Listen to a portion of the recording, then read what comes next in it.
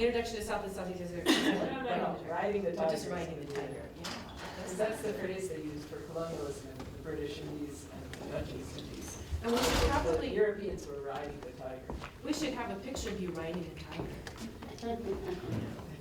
Or at least with a stuffed tiger, like, sitting by you. That would be a good title for a class on gender and sexuality in Southeast Asia. Do it. Yeah. That'd be a good title. And also in my class, I cover a lot of gender and Yes, you sexuality do. issues because I don't often get to teach those specifically in my other classes. And I'm adding a new section this term, and it's so perfect because one of the students from my International Development Studies class came on and said, I'm so interested in skin whitening. And I was like, yes, you've got to come to my new lecture in the other class because I've added a lecture on skin whitening because it's a big fixation in many countries in South and Southeast Asia. And she's even from East Asia, from Japan.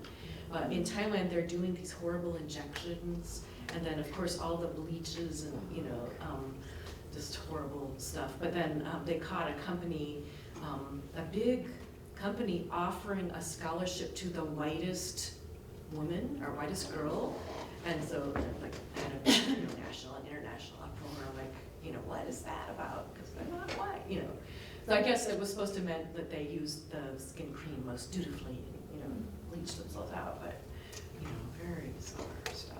So, and it's part of the whole beauty culture in Thailand or in other parts of Southeast Asia to be elegant and white and thin. Well, I think we could go ahead and get started. So I'm so glad to see you all tonight, and there may be still, I'm still missing a couple of students. I haven't seen them, but hopefully they'll maybe come shortly. So I'm delighted to introduce tonight's guest speaker, who's Dr. Whitworth. And Regan Whitworth has had broad experience in many parts of the world, including the former Soviet Union, Africa, and Central Asia. He has his PhD in economics. He also has a law degree, so he's multifaceted. In terms of his international development interests, he has worked in virtually all technical areas, from strategy development through closeout and evaluation of programs, including design of performance management plans and external evaluation of projects. He has worked closely with senior host government officials, including co-chairing a donor coordination group. He has experience with data analysis and collection, including primary data collection, third-party reports, analysis of those, as well as analysis of pre-collected data sets. He can do both statistical analysis as well as narrative assessment. Is that kind of like qualitative research, narrative assessment? Okay, yeah. Got it. Okay. His experience with monitoring and evaluation is documented as early as a co-authorship of a 1974 paper. So, before some of you were born, this is amazing. So think of these decades of wealth of experience that he's bringing with us.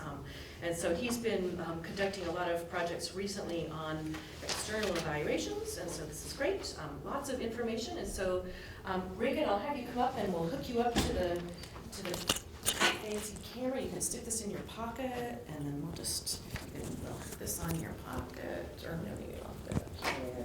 It doesn't really magnify your voice, but it picks up the recorder over there. And so you're just hitting page down here. Okay. Okay, and if you need me to make it darker, I can. No, this is fine. If everybody else is sitting down. Can I sit down? Is that okay for the camera? Yes. Wired and inspired. That's not line from Kinky Friedman. Anybody listen to Kinky Friedman? Nah. No, before Never I heard of maybe. Interesting musician. Well, okay. Here's the title, Identifying Progress. The people, most of us, think of development as a good thing, progress. We're for that.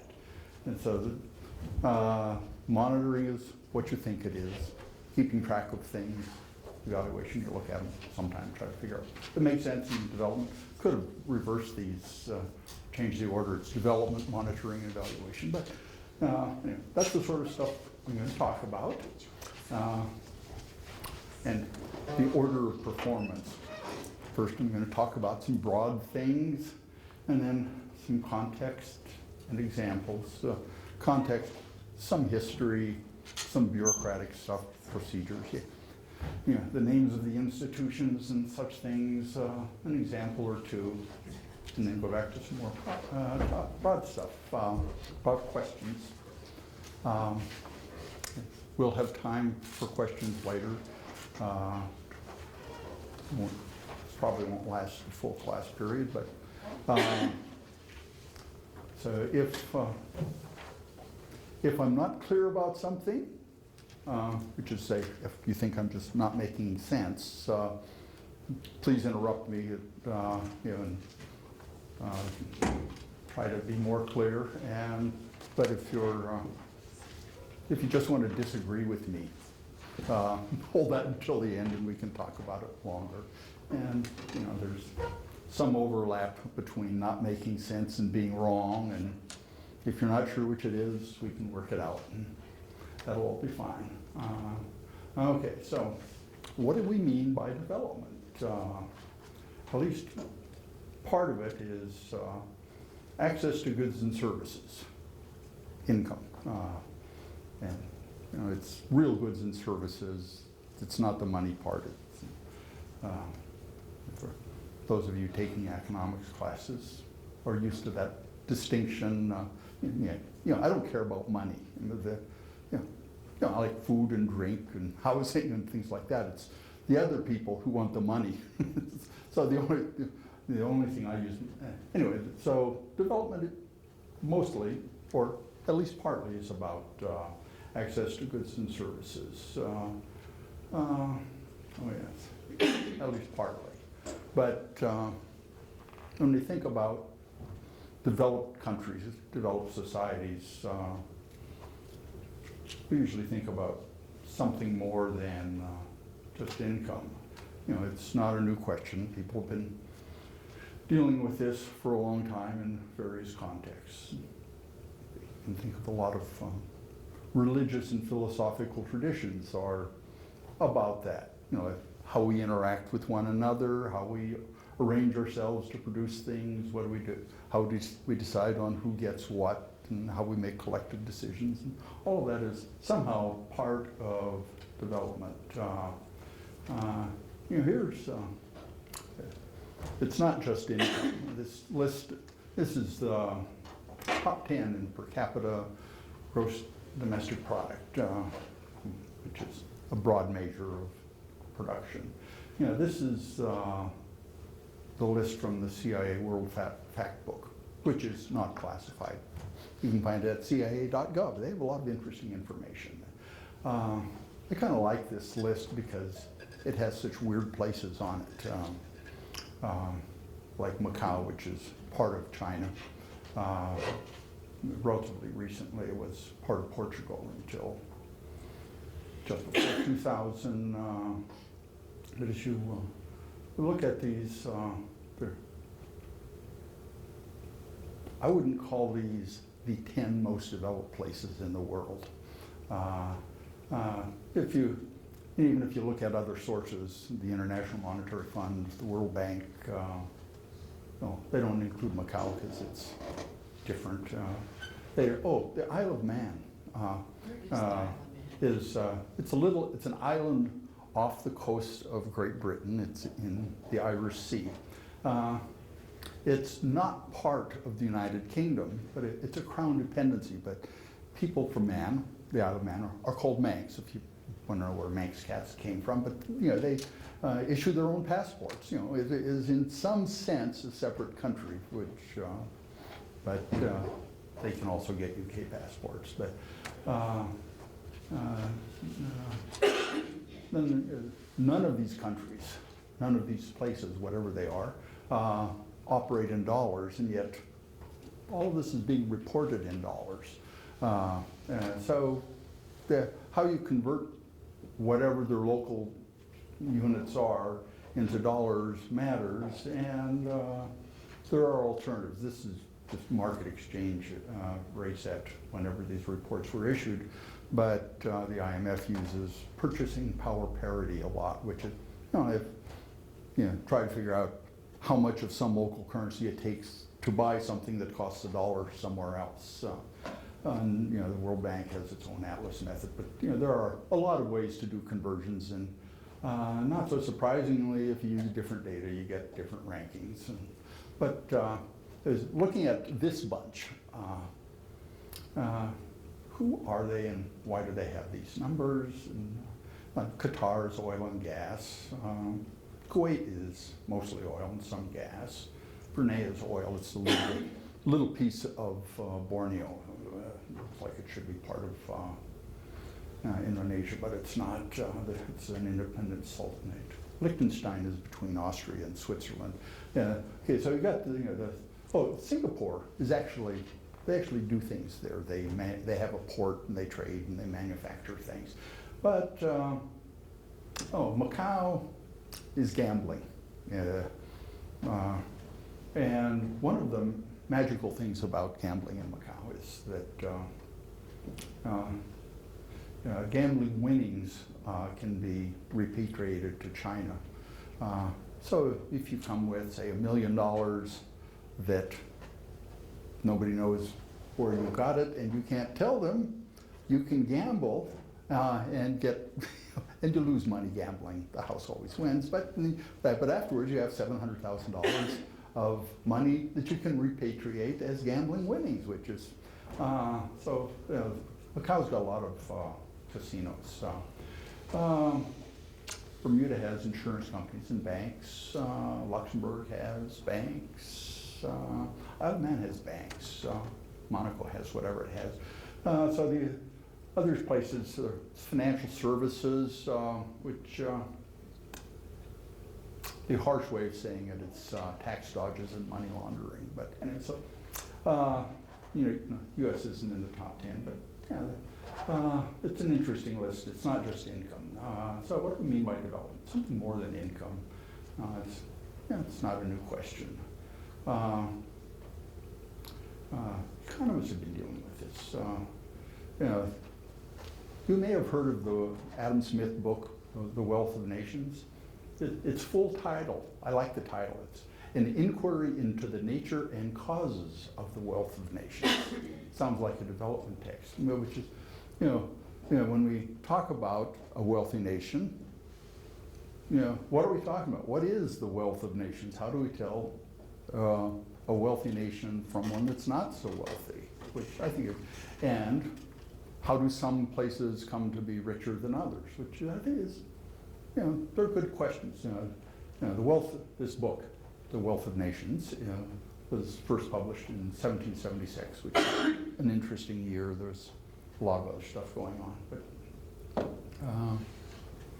But one of the things that Smith was arguing against is what we now, but it's come to be called mercantilism, with people who think that a rich country it's one where the king has a lot of gold in the basement. In the U.S., in Fort Knox, or the seventh basement of the New York Federal Reserve. And there are some people who still think that's important for the U.S. That somehow, if we have more gold and if there's more gold in Fort Knox, that somehow we're a richer country, which doesn't make a lot of sense to me. And he was arguing against that. And the point being that you can tell if a country is rich by how well the people live. If people are well clothed, well fed, well housed, that's a richer country. What he called the necessaries and conveniences of life. But a lot of people quote and misquote Smith, but that's another story. But that's kind of. It's an inquiry into the nature and the causes of the wealth of nations. It's worth considering some more. So what do we mean by development? Income, and then something about political participation, how we make collective decisions, something about social justice, whatever that is, and some other things. We'll come back to this. It's not a new question, and there is not universal agreement yet. We're moving on. And the United Nations does a lot of bureaucratic stuff about development, and the 1960s was the United Nations Development Decade. At the request, it was initiated by the US President, who was President Kennedy at the time. And in 1961, the US created its development agency, the US Agency for International Development, USAID, and the Peace Corps. And it was an optimistic time. This is the development decade. They were going to end illiteracy and poverty and hunger in the decade. They were very, also in '61, President Kennedy said that the US was going to put a man on the moon before the end of the decade, and the first person on the moon was in '69. So they made it, but about halfway through, the Secretary General of the UN noted that progress on the rest of the development goals was slow. And so the '70s were the second development decade. There was a lot going on in the '60s, Vietnam War, still going on in the '70s. And then there was an oil embargo, and there was a lot going on. And the '80s was the third development decade, and the '90s were the fourth development decade. There's a lot going on and not a lot of progress. And towards the end of the '90s, there was another conference, and there was leading to the Millennium Declaration and the Millennium Development Goals, which was, for the first time, the United Nations had a declaration that development was really a lot broader than just economic growth. It's not just income. It's a whole bunch of development things. Millennium Development Goals, there are these 8 of them, which are ambitious, but they don't have the same optimism of ending illiteracy and hunger and poverty. It's eradicating extreme poverty and hunger, universal primary education. It's kind of restrained here. We're going to reduce child mortality rates, and then this last one, ensuring environmental sustainability, and that's bureaucratic stuff. We're going to have a global partnership for development, which. Hello, come on in.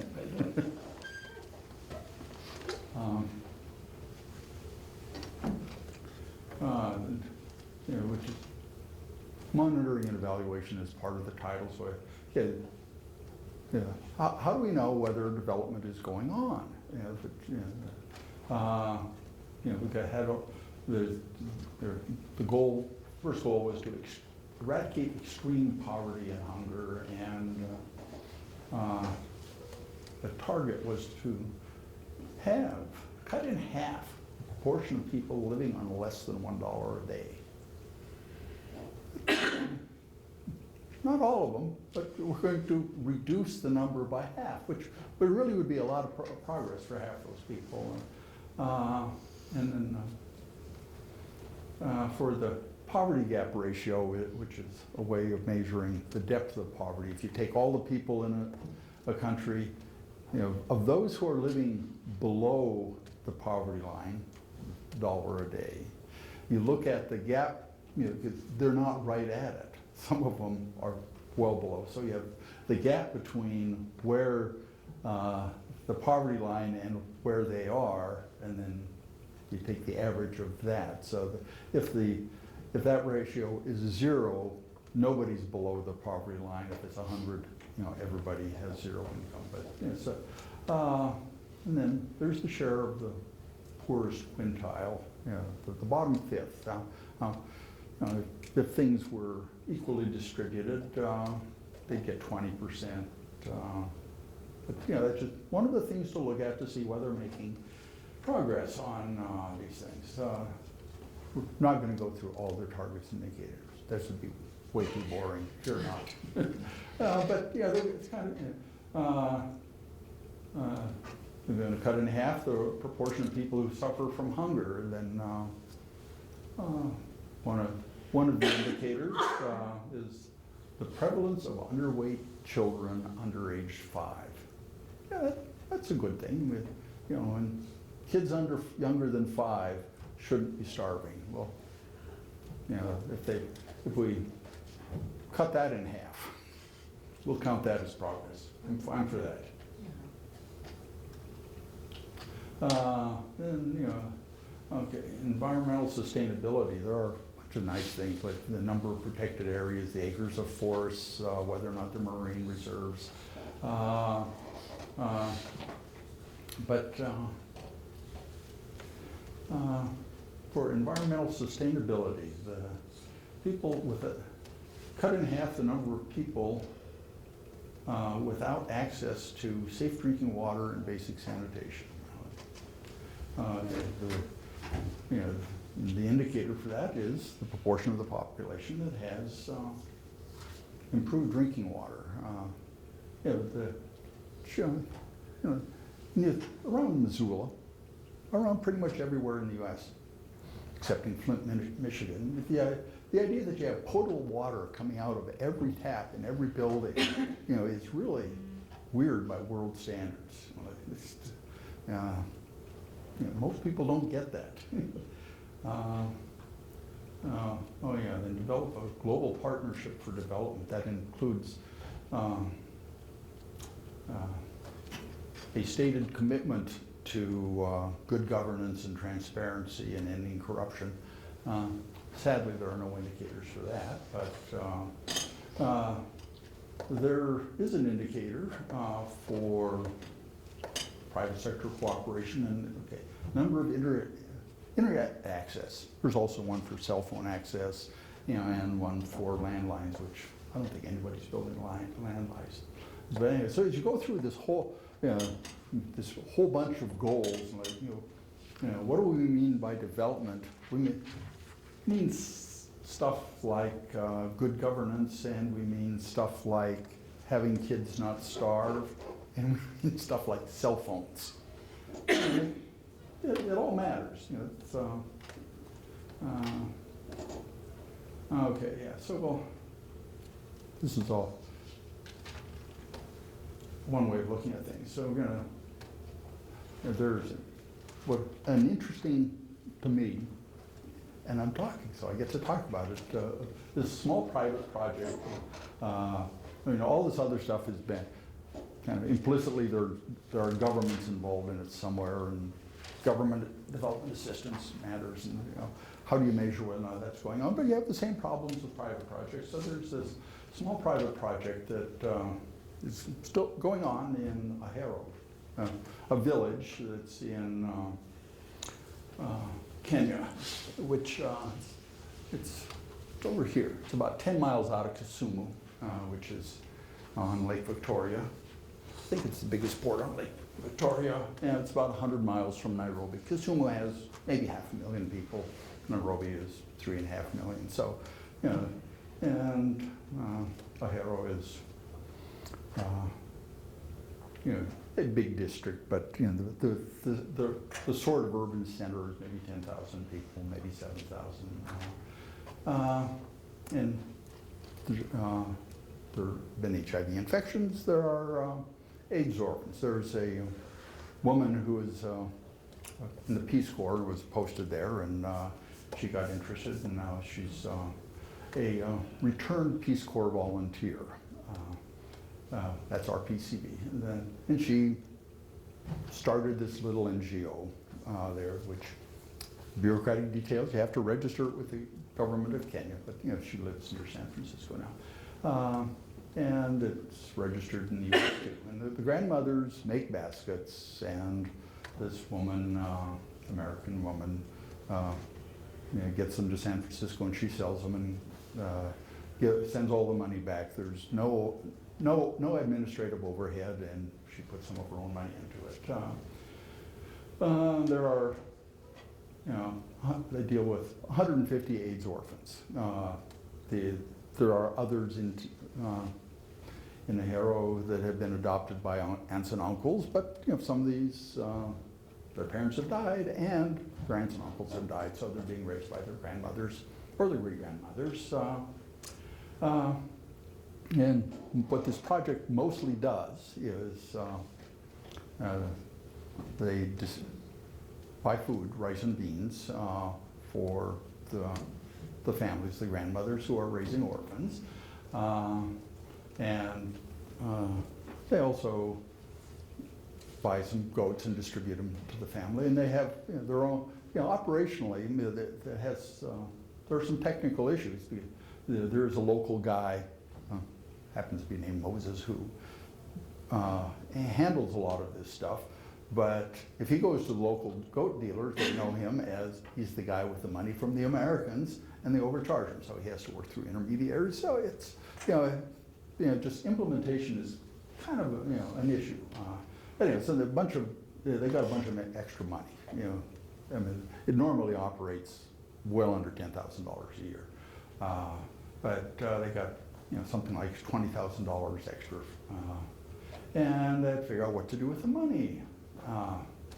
And there are a lot of things to do. I mean, they could just buy more rice and beans, and they decided, she, the woman who runs this, in consultation with the grandmothers, decided that they were going to dig a well there, and which raised the question of where to dig it, where to put this well, and some of the local power brokers, which is to say the guys who work in the field, thought it'd be good to have the well near where crops were planted, and then it could grow more rice and beans, and people would have more food to eat, and kids could go to school, and they could even sell some. And the grandmothers and our Peace Corps returnee thought that it would be better to have the well in among the houses. Because the people who carry the water, go get the water and carry it, are mostly girls. That isn't what the boys do, and if the wells were out in the field, they'd have to spend a lot more time doing that. So if the wells were, in amongst the houses, they would have less carrying to do, and they'd be more likely to go to school. So that's where the well goes in among the houses. And you might say, how do the local people participate in this? Well, which local people? The grandmothers like it there. The guys who work the fields thought it should be out. But then, there's implementation and how to dig the well. And there are well drilling tools, equipment, and there are some available in Kisumu. But for your econ classes, you'll hear about capital labor ratios and such things, but it turns out that getting well drilling equipment from Kisumu, which is about 10 miles away, out to Ahero, makes it, and operating is really expensive. So the cost effective, there's abundant labor, is to hire muscular young men with shovels to dig the well, which is a technology that has been around for quite a while. There's some science fiction writer, William Gibson, who said, the future has arrived, but it's not evenly distributed. So to dig this well, they used some technology that we really wouldn't use very often in the U.S. And this is after sending the electronic blips from San Francisco to Nairobi, which is the money part of it. But in the end, somebody has to do something, and the thing that got done was guys with shovels dig a well, which is really an odd thing. And then, so what sort of results do you get out of this? Well, there is a grandmother who monitors the well and charges people very small amounts, pennies, to fill buckets, and then girls are going to school. And they didn't do a lot of analysis on where to build the well, and they don't do a lot of monitoring of results. But it seems clear, but, you know, this is all private money, it's on all their own. They don't have to do that. They can do it the way they want, and so they did. But I like this, it has all of the same issues that large government things do, like what do you do about local engagement? How do you decide what to do? What kind of technology do you use? What do you do about not getting you know, burned on the purchase of things locally when local merchants see you coming?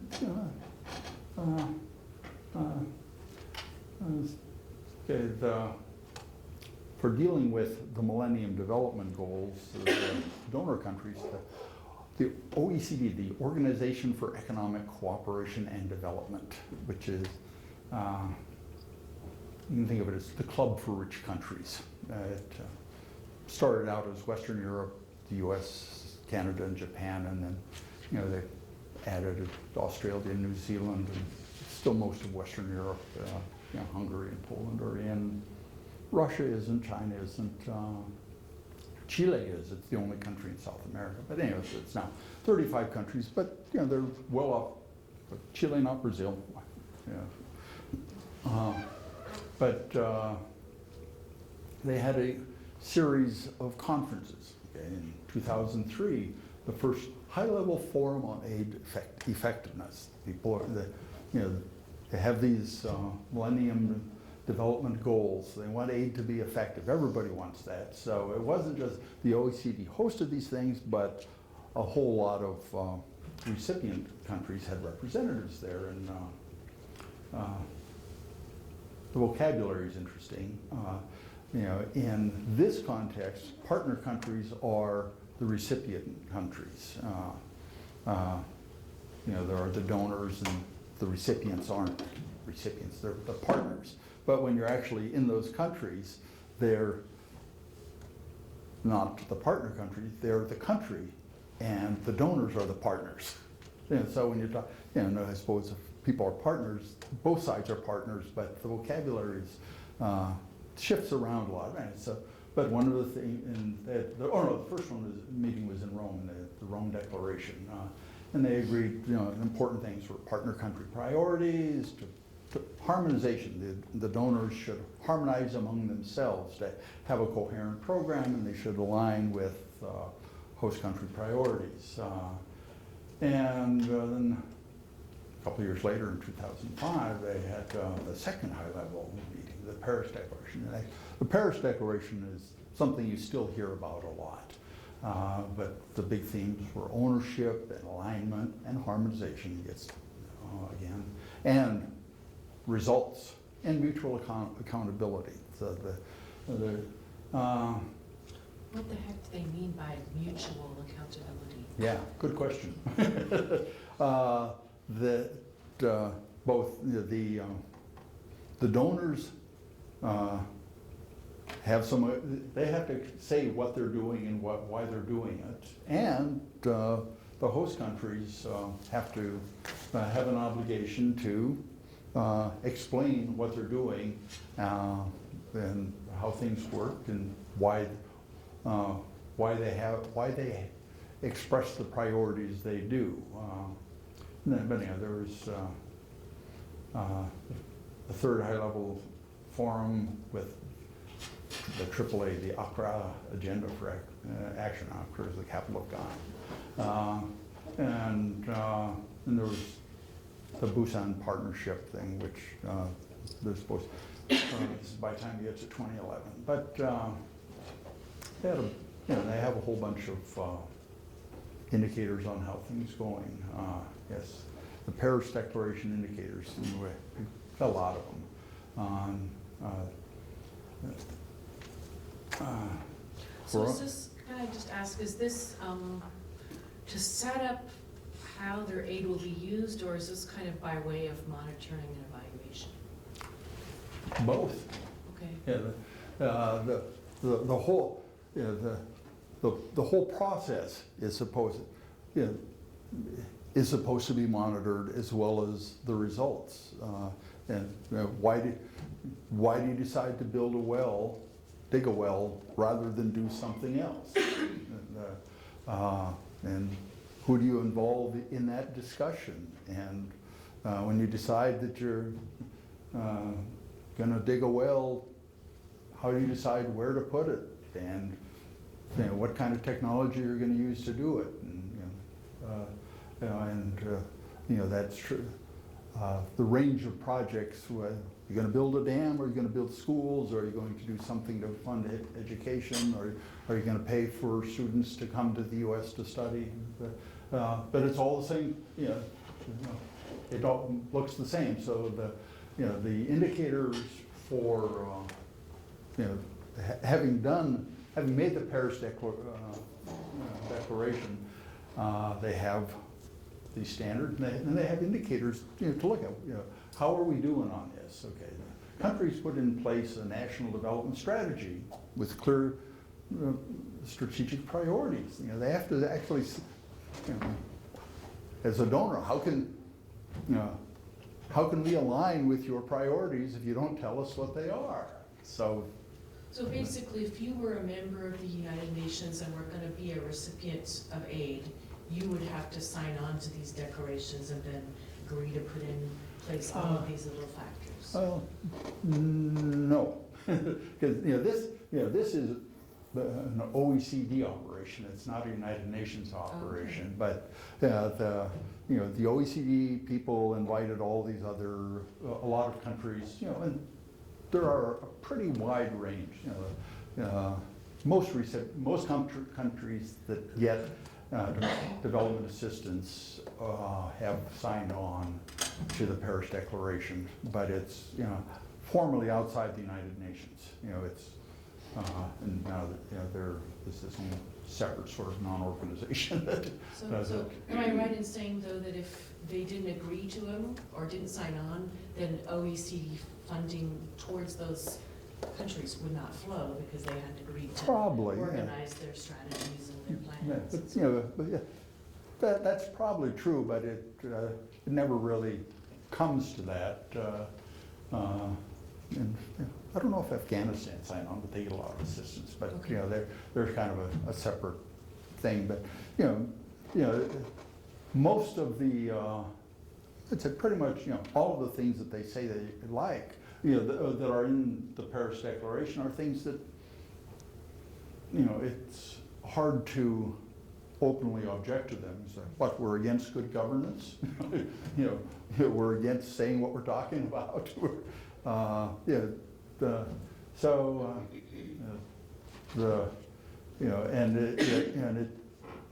The obligation is on both sides.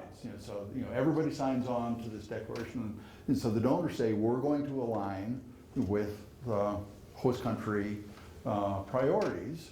And one of the indicators for whether or not we're doing that is whether or not the recipient countries have clearly stated priorities. And then they own them. Do they have reliable national fiduciary systems? So that they can, so if if you have a project, that there's a way to implement it using their systems. And the donors give information. Yes, ma'am. I'm just curious what the donor countries get out of it. I mean, they must be searching to exploit natural resources or some sort of. Well, you're such a cynical young manipulation person.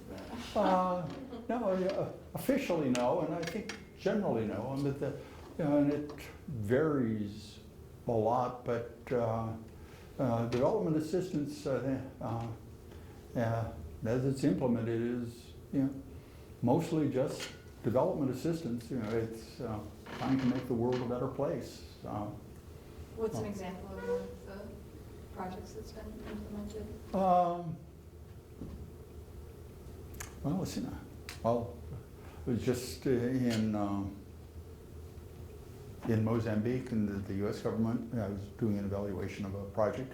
The U.S. government put up quite a bit of money, and they were doing capacity building for financial management in the Ministry of Health, in the health sector, and So, there are, this gets all very nutsy boltsy, but okay, there are a bunch of other donors that actually provide budget support for the health system, and the money goes to the government of Mozambique, into the Ministry of Health accounts, and then somehow that is supposed to work its way through to get out to district hospitals or provincial hospitals, district health facilities, and to buy drugs and pay the salaries of the staff. And it's hard to do that if the financial management capacity of the ministry just doesn't work. And the Ministry of Health is dominated by health professionals who, they're not accountants, they're not financial managers, and they don't get a lot of. So that part of the operation hasn't had a lot of support, and the U.S. government happened to be the one that was supporting that. Although the Swiss and Danish were also assistants were also providing assistance, training people, and then we'll get around to some weird indicators that they use. But if you want to improve financial capacity, financial management capacity in the Ministry of Health, how do you tell whether or not that's happening at all, which is its own challenge. Don't donor countries create markets when they stabilize and improve the conditions of living in other places? I mean, access to goods and services would mean that those. A better place for the U.S. to do business. But that part of the operation is usually different from the assistance part.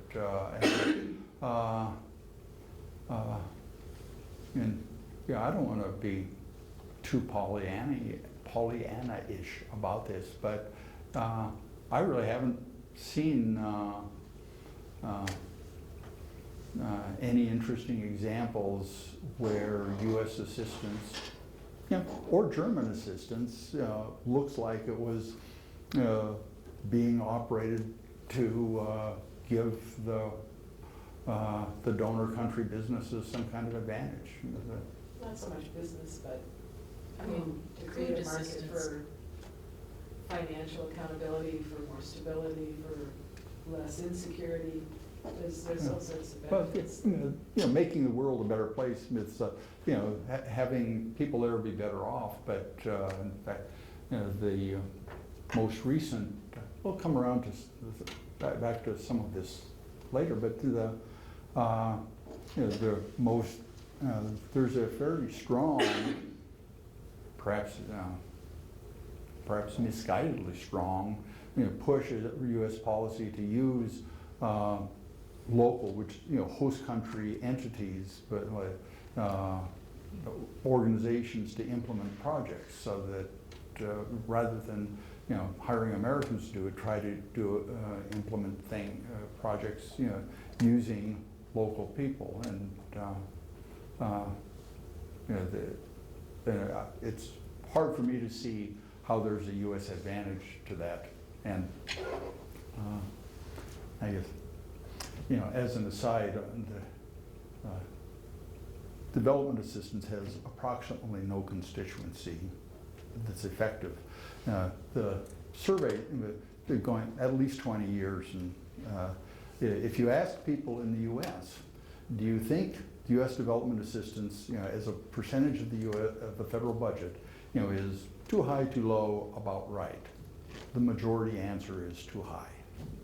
And then if you ask the follow-on question, what percentage of the federal budget do you think should be used for development assistance? The median answer is somewhere between 10 and 20%. The actual portion of the federal budget that's development assistance, it's less than 1%. Actually, it spiked under George Bush the Younger, and actually got a little over 1% of the budget, but, and the federal budget is 20% of GDP, so, federal spending. But, so, as a matter of, budget priorities, there's no money in development assistance. So if anybody, if anybody with political clout thought it was doing them some good, there'd be a lot more money in it. On to managing for results.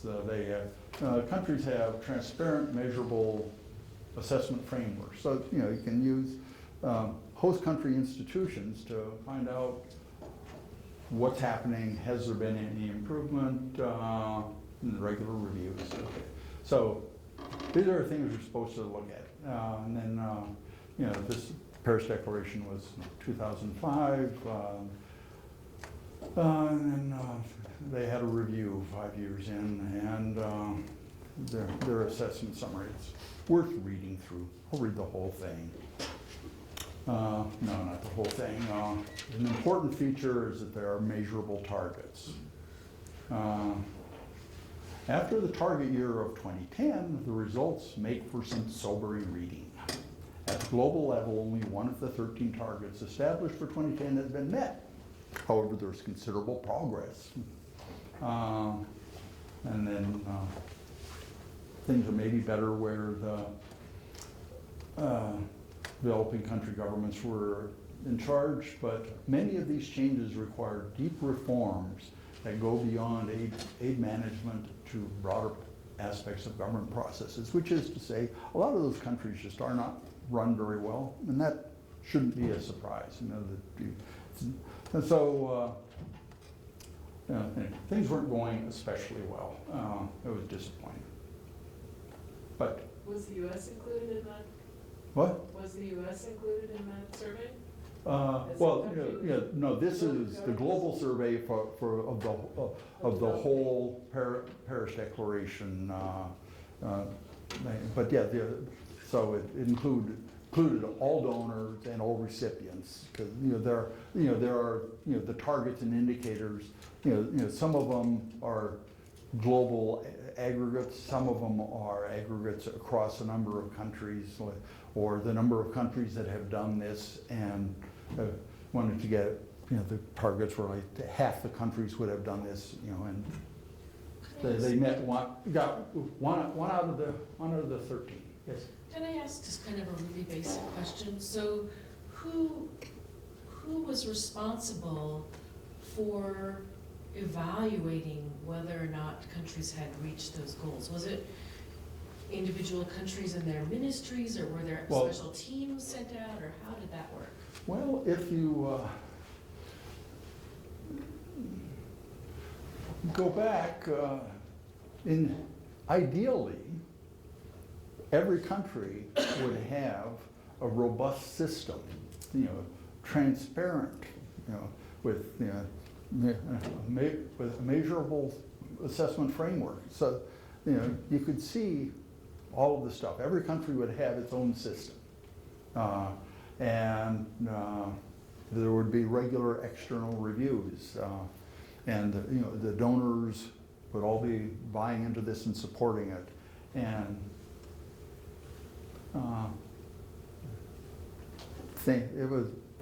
people were optimistic, what can I say? but there are honest assessments saying that this really didn't work very well, so we ought to think about it some more. And so,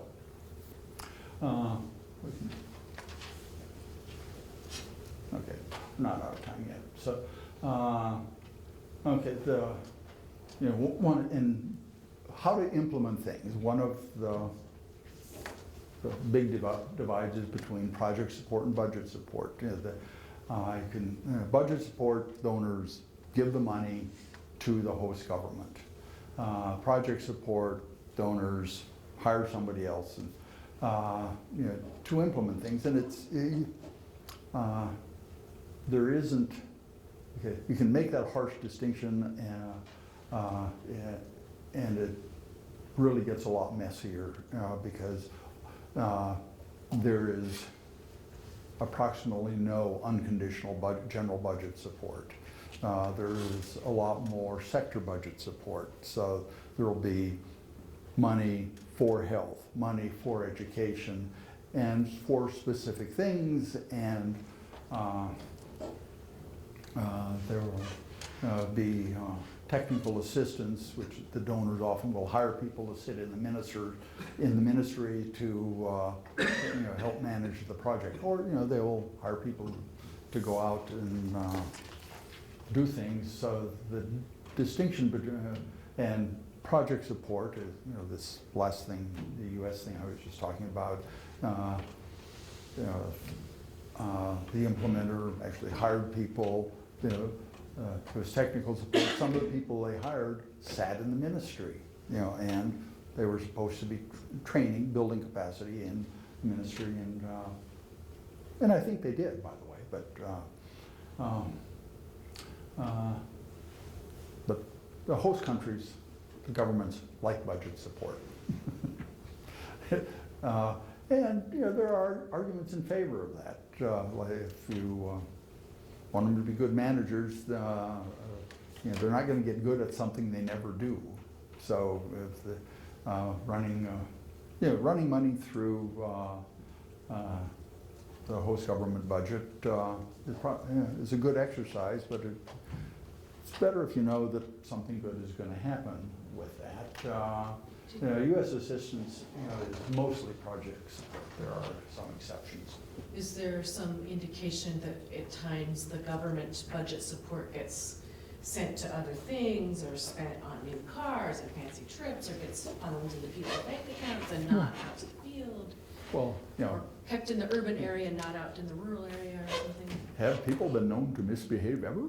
Yes. Yes. And the money is fungible. Fungible is a great word. Like one part can be exchanged for another, which is,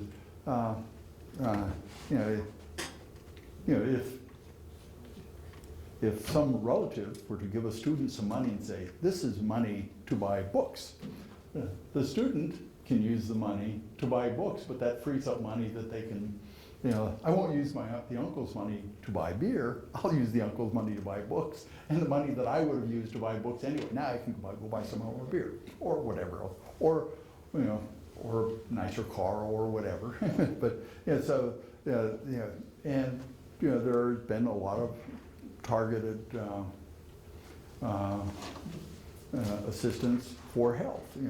Health is the big international item. And it's even more for the U.S. than for other donors. But one of the broad indicators for each country is the percentage of own country budget that goes into health. And there's been a lot of donor support for health, and despite donor pressure, there hasn't been a lot of increase in own source revenue going into health. And so there's a lot of own source revenue that goes into things military, of course. But USAID, the Agency for International Development, does mostly project support. There are a couple of exceptions. Center for Disease Control. Of U.S. foreign assistance, probably half or a little more is through USAID. CDC has some. Department of Agriculture has some. Customs has that. They have programs to support customs operations in other countries. They train people. Department of Justice does some drug abuse, drug smuggling issues. Okay, but here's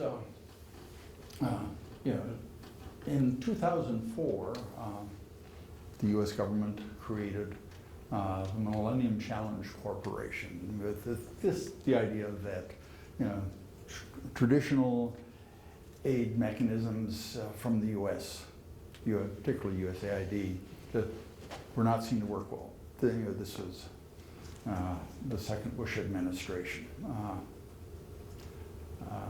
and it was a new model. You know, the MCC would do direct grants to government. And you know, there was an incentive for them to do well. So, you know, what is doing well? You know, the standards, ruling justly, and there are, you know, several indicators under ruling justly, investing in people, and having economic freedom, which is, you know, there are, I think, 17 indicators that they use for these things, which are all generated by third parties. You know, like the World Bank Institute, Freedom House,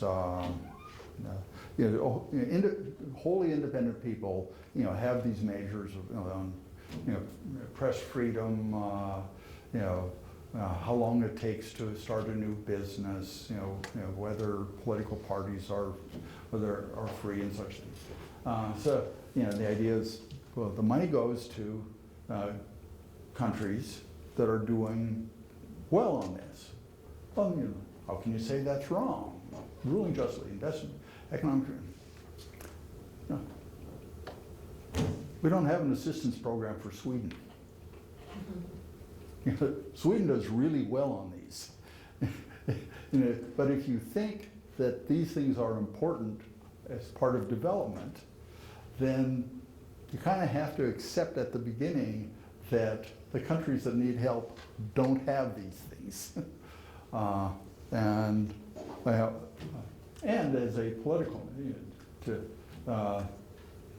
would have been easy to have some middle-income countries, which are doing better on these measures, would get the grant. But for the first round, the only countries that would be considered were the poorest 25%, which is way down. I mean, and then the MCC had to work with them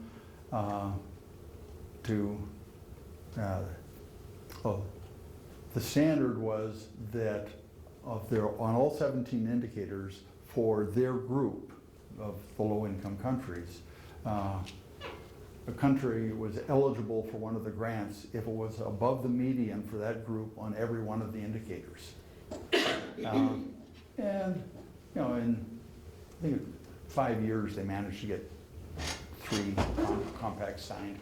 You know, it was a slow process. You know, they're doing more now, but now there are some, and they ultimately made the compacts available to some higher income countries. But that is the problem. I mean, you're dealing with countries where things aren't working, and the kind of things that aren't working are going to look like government problems usually, and which is also part of one of the issues in when you use host government, host country institutions to work. You just have to accept that you're dealing with things that don't work very well.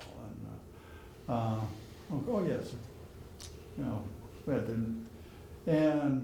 so we had the Millennium Development Goals. Last week in 2015 there were the Sustainable Development Goals. We'll pass the Millennium Development Goals, although not really. And it's just even now. That's the fine print, but there are 17 of the Sustainable Development Goals, and we thought the 60s were optimistic. The Millennium Development Goals were more restrained. How do you like this? We're going to end poverty in all its forms everywhere. We're going to ensure healthy lives and promote well-being for all at all ages. When's the deadline? It's like 15 years or something. What is it, 100 years? Well, there are some within this. there are some benchmarks, some targets with 2030 as goals, but Okay. not to do all. I don't think anybody fantasizes that all of this stuff will all happen by 2030, but strengthen the means of implementation and revitalize the global partnership for sustainable development. That's it's bureaucratic stuff. But if we're dealing with people, and these, there are governments. I mean, if you want to have development assistance from some country, there's another country, they got some kind of government. You have to, it's an unusual situation where development assistance happens over the objection of the host government. You don't see that much, and if it's really over the objection, the military's involved too. And we don't call it much. But we got all these things. Yes, ma'am.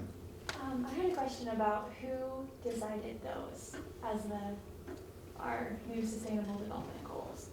Was it like- This is United Nations, the General Assembly. And they set the Millennium Development Goals too. Yeah, those are both UN deals.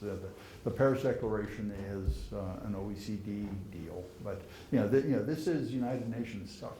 And so are The they- General Assembly, agreed on. Is it budget bound or? Well, that's the United Nations doesn't have the budget. So there's the UN Development Program, which has a very small budget. So it's the member countries are agreeing to do this. So if you have a sufficiently loose view of what is law, you could call this international law. There's no enforcement mechanism. But the countries of the world agreed that these are our goals. It does seem that the first 11 or 12 are governed by the Universal Declaration of Human Rights, as the Millennium Goals were kind of inalienable claims of all human beings. But then you have the post-human list from 14 to 17, in which development is no longer about human beings, but about ecology. It's, I mean, to I guess start depending on how you look at it, I mean, the running a livable environment is perhaps about human beings. Running it the other way, and the rest of the earth doesn't care whether we survive or not. If you think of the earth as being well off, it might be better off without us. But you can think of me as a secular humanist. Actually, I think reducing human suffering is a good thing. But it also moves to a post-national world, because aid and assistance and development do seem still crafted quite a bit by national entities and governments, whereas the 14 through 17 are in a world in which national boundaries are essentially arbitrary. Recognizing that there are a lot of transnational problems, but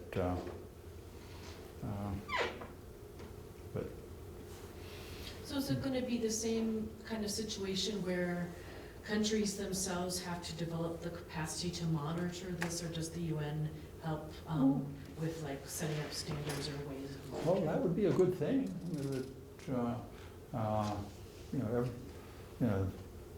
How are you going to know how well people are living, what the environment is like in Namibia or Chad or Mozambique or Bangladesh, if there isn't some sort of local monitoring organization?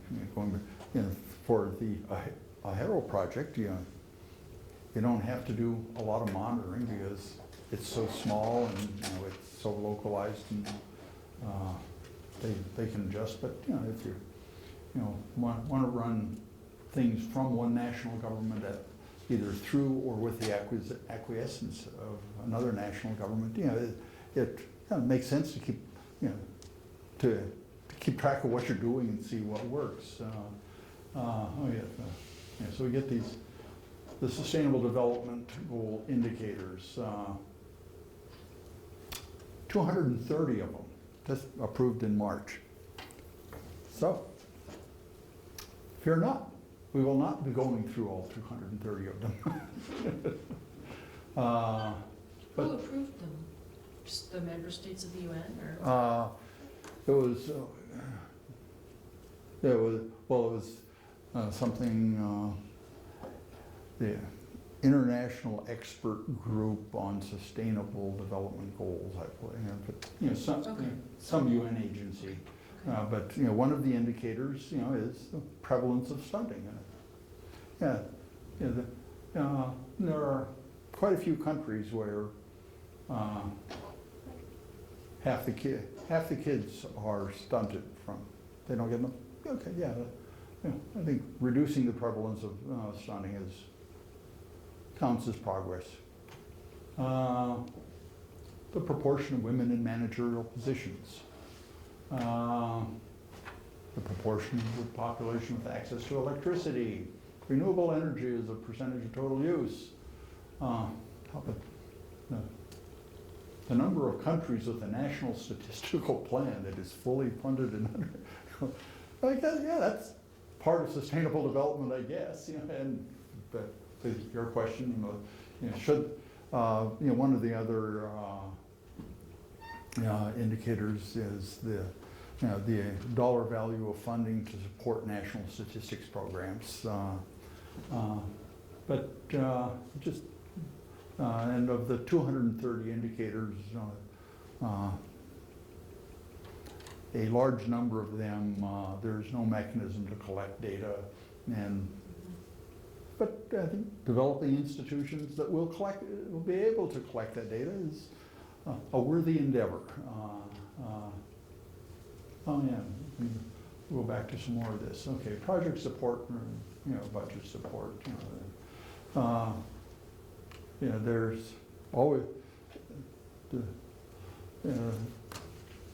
There's always the issue. I mean, do budget support are building capacity or just funding the government? And it's money that they don't have to spend, so that,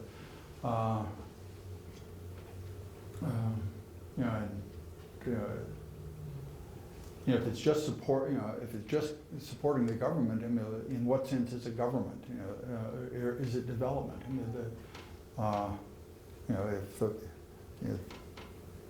When people talk about it, they'll say, well, there should be a move towards reduction on dependence on donors, but donor dependence is seen as a problem. The cynical version of the golden rule, the one with the gold that makes the rules, even though gold isn't money anymore. But it's for you cynical people. The idea that the donors really, they don't give unrestricted money, and they're you can call it neo-colonialist, but the Herald Project and the local elites will make one kind of decision, and maybe that's not not what donors are interested in funding. We have our political problems; they got theirs. Money, money is fungible. It's an important thing to remember in a lot of contexts. For aligning with local priorities, as opposed to improving them. And then civil society organization development. The U.S. and most other donors really don't. They have some budget, but not a lot for political development. And it has a lot of problems. There are projects that develop political parties. including, constituent outreach, and I will say, everyone that I've seen,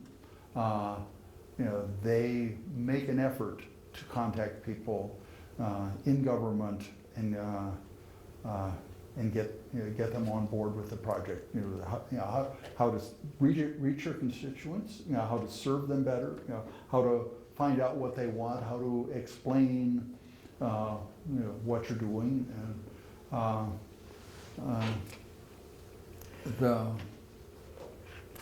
broadly, the people who are running the show, the governing parties, mostly don't feel like they need to know it anymore. They're the government. So they could reach out to more people and strengthen their base, or you could see that as just more people who are going to demand services, and who are having trouble helping our friends as it is. And people in opposition often are interested in getting better and getting more support. So very often, host governments experience any sort of political development, civil society organization development. They experience that as support for the opposition, and they don't always like it.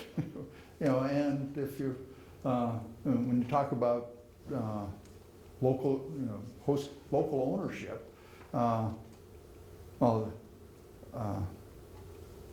the government isn't necessarily the people who are in power. I mean, that is who they are, and maybe they're interested in broadening their support, and maybe they're not. But if we're interested in improving the situation of people who are marginalized and disempowered, they aren't the government. And you just got to know that.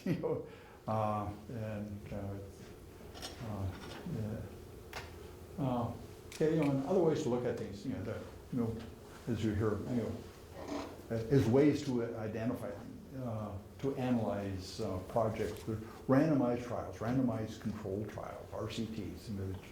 The people in the drug trade do that a lot.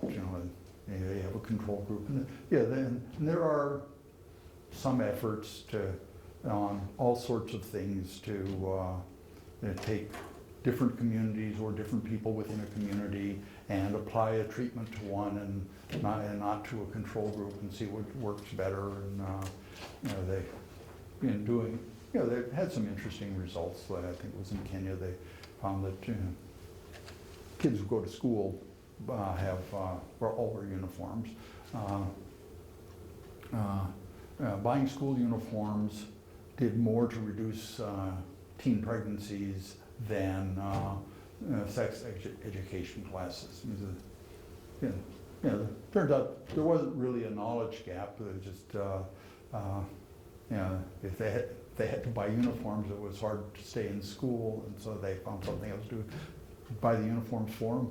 They stayed in school and things. Fewer pregnancies. There are different kinds of grants and aid that they tried, but for an awful lot of development efforts, it's hard to structure a randomized trial that makes any sense at all. And you might be able to do it for within one country for a lot of things, but if you want to try something in Bangladesh as opposed to something in Chad, what exactly would can you get a generalizable result out of that? And maybe you can, but you'll hear a lot about randomized trials as a way to evaluate programs, and I'm skeptical. It has limited use, but probably not all that much. But somebody's going to get a Nobel for it pretty soon. But oh yeah, there's a book you should talking about development and evaluation. Dead Aid. The author is Dambisa Moyo. She is a very smart woman. She's originally from Zambia, got a PhD from Oxford. She worked for the World Bank and Goldman Sachs, and as from the title, she takes the extreme view that development assistance does more harm than good, and it ought to just stop. That it, host governments depend on it. It breeds corruption.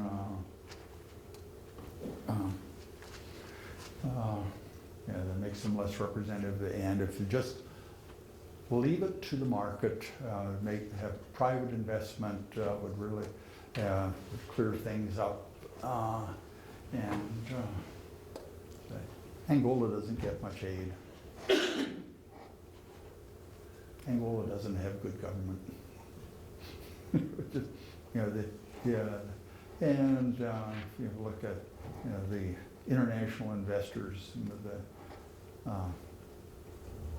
I don't see a lot of evidence. I don't see any that they are largely interested in development the way I think of it. They're interested in investing in a project, having the project be profitable, and if everything else is working well, if you have a nice legal system, and the rest of the system works well enough that people can bring their grievances to government, then additional foreign investment can do a lot of good, but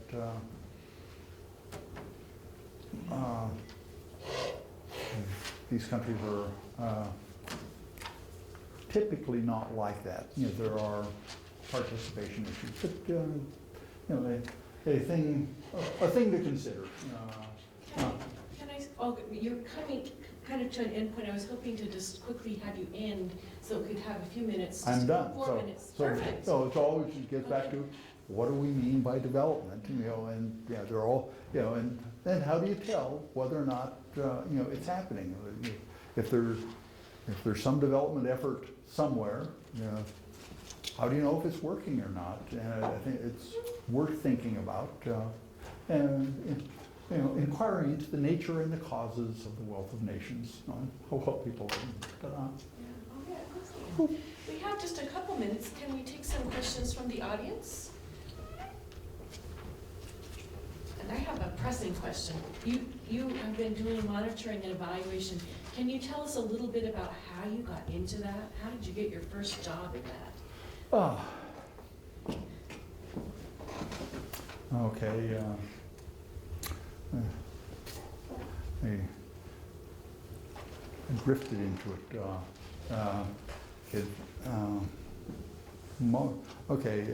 In Armenia, I was on the faculty of the American University there, and there was an opening at USAID there. So I wound up working in the program office for USAID. And the structure of the missions in the local office of USAID is called the mission. And the program office has general oversight responsibility for the program budget, which is essentially all of the budget. So it's budget responsibility. So working there, I got involved in developed the mission strategy. We worked with all the technical offices who are actually implementing, but on what they did to monitor their projects, and we had to oversee evaluations, and then I did that in Rwanda too, and then I did that in Mozambique. So we should kind of just, merge into it, just, fortuitously find opportunities to slip into jobs with USAID or other big agencies. Yeah, and there, if you, anyway, so I was doing that on the inside, and then when I came back to the U.S., I thought it was done, and turns out, they need short-term people to do evaluations from time to time. Various contractors do, and some people have heard me, but as for getting into international work, people have asked before, where to get the first job? The first job, doing development work, you know, and it's a lot like living on a sailboat, in the sense that there are way more people who think they would like it than actually do. You know, doing development work is living in places that are uncomfortable. Some people are okay with that, some not. You know, there is an unavoidable amount of bureaucracy in it. And the Ahero project, if one person is running it, it's her project. She doesn't have to report to much of anybody. You know, but if you've got a donor from somewhere else, you know, donors want to know something about what you're doing and why you're doing it, and yeah, which I think is perfectly reasonable. I mean, you know, give us the money and leave us alone is not a management strategy. But you know, so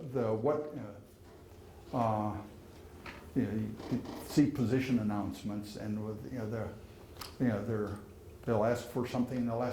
They want somebody with local country, you know, with experience in the country, who speaks all the local languages and experience in the particular you know, issue that they're working on, and deals with local government well, you know, and you know, trains other people and writes reports, you know, and you know, has great technical skills. And so, what will they actually take? And sometimes they want somebody who's a native English speaker who can write reports, you know, and the technical stuff doesn't matter. Sometimes they want somebody with technical skills, you know, and they'll hire an interpreter if you don't know the local language, you know, but they never say all of that, you know. So just by kind of poking around, you know, and for actually working overseas, you know, having done it before helps a lot. Okay. You know, and sometimes just showing up. I actually know people who just showed up overseas and hung out for a while, you know, and you know, in a place where there's a lot of development work, you know, they find, you know, somebody needs their skill, whatever it is. The future of development is nonprofit and headed towards non-governmental organizations? Say that again? Do you think the future of development is nonprofit and headed towards non-governmental organizations after the decades of working with governments? Or do you feel like development is headed more intimately into local governments and also headed towards more of a profit? You mean on the on the donor side, or on Well, either. Well, you know, there is, you know, most nonprofits that do development work are doing it with government money. You know, the U.S. government funds some, you know, other governments fund differently. And the U.S. is, I think, it's peculiar in essentially contracting it all out to both to some nonprofits and for-profit companies. I mean, there are both, you know, that work, but you know, there are relatively few positions working for the U.S. government. Most of the work is actually done by implementing agencies, and the USAID oversees the work. It's contract and grant management much more than direct. And overseas, do you think it's more non-governmental organizations that's the future of development? That's where the jobs are. USAID has 1,000. It's under 1,500, I think. 1,000 career employees worldwide. I mean, and you know, the State Department's got more, but you know, they actually don't do much development. It has the Secretary of Defense, Gates, pointed out that the military has more uniformed people in marching bands than there are foreign service officers. That's a great statistic. Well, let's give Reagan a nice round of applause. Thank you for being here. So so we'll be here again next week, same time, same place, and next week we'll be hearing from a former professor and friend of mine on campus who's going to be speaking about family and youth development. And so please come back for that if you're interested.